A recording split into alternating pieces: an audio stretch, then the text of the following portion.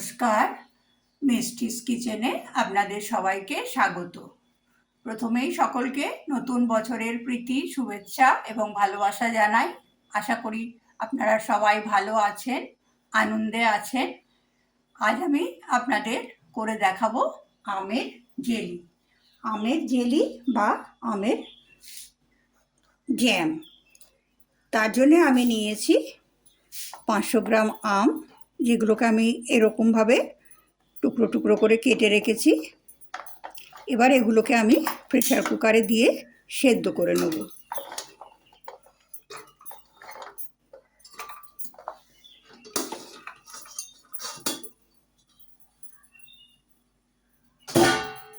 এর মধ্যে আমি দেবো স্বাদ মতো নুন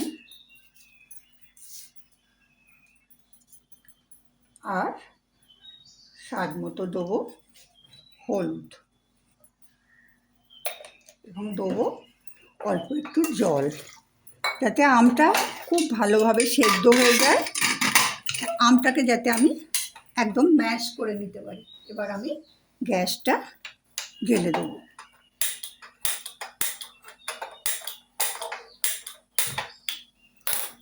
এদিকে এই গ্যাসে আমি আর একটা ওভেনে আমি একটা মশলা তৈরি করব।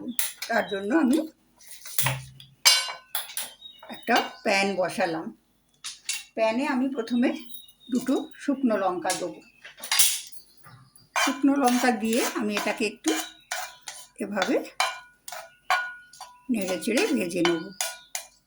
আপনারা যদি বেশি ঝাল খেতে চান তাহলে শুকনো লঙ্কার পরিমাণ বাড়াতে পারেন। এরপর আমি দেবো এতে 1.5 চামচ মৌরি এবং দেবো 1/2 চামচ মেথি। এটাকে দিয়ে আমি ড্রাই রোস্ট করে নেব।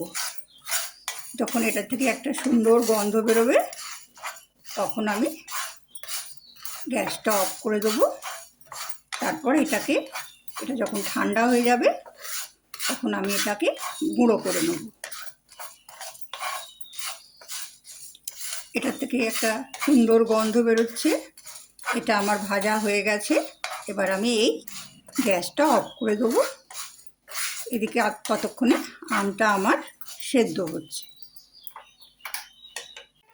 আমটা আমার একদম সেদ্ধ হয়ে গেছে, সেদ্ধ হয়ে একদম নরম হয়ে গেছে।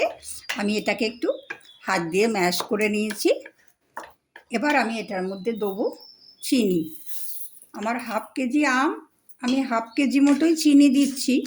তবে এটা হচ্ছে আমগুলো কোন আম কীরকম টক হয় তার উপর নির্ভর করে। এবং তাছাড়া আপনারা বেশি একটু টক টক মিষ্টি মিষ্টি খেতে চান না একটু বেশি মিষ্টি খেতে চান তার উপর করাটা নির্ভর করে।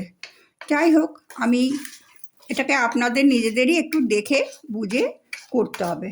এখন আমি এটাকে 5 থেকে 7 মিনিট এইভাবে নেড়ে নেড়ে জাল দিয়ে নেব, যাতে চিনিটা একদম ভালোভাবে গলে মিশে যায় এর সঙ্গে। এবং একটু সময় জাল না দিলে যদি কাঁচা থেকে যায় তাহলে এটা তাড়াতাড়ি খারাপ হয়ে যাওয়ার সম্ভাবনা থাকবে।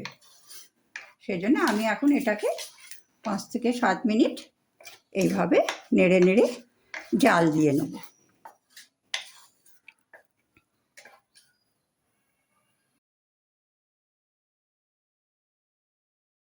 আমার জ্যাম বা জেলিটা হয়ে গেছে। আমি এটাকে প্রায় 7-8 মিনিট ধরে জাল দিয়েছি। এখন একটু নরম, মানে জল জল মনে হচ্ছে, কিন্তু এটা ঠান্ডা হলে আর একটু থকথকে হয়ে যাবে। এরপর আমি যে মশলাটা গুঁড়ো করে রেখেছিলাম সেই মশলাটা আমি গ্যাসটা অফ করে দিলাম। যে মশলাটা গুঁড়ো করে রেখেছিলাম সেই মশলাটা এর মধ্যে দিয়ে দেবো। আর আপনারা যদি এই মশলাদার না খেতে চান তাহলে এইভাবেও রাখতে পারেন জেলিটা। এটা আপনারা ব্রেড, রুটি, পরোটা সব কিছুর সঙ্গেই খেতে পারবেন। আমি এখন এই মশলাটা দিয়ে দিচ্ছি। আপনারা যদি মশলা দেন আপনাদের পরিমাণ মতন, প্রয়োজন মতন মশলা দেবেন।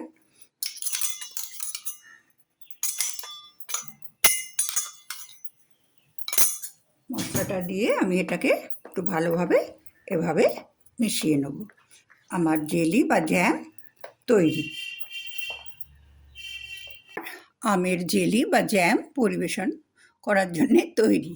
এখন আমি একটা কাঁচের বাটিতে রেখেছি, বাকি জ্যামটা আমি কাঁচের বয়ামে ঢেলে রাখবো। আমার এই রেসিপিটা যদি আপনাদের ভালো লাগে তাহলে লাইক করবেন, শেয়ার করবেন এবং আমার চ্যানেলকে সাবস্ক্রাইব করবেন।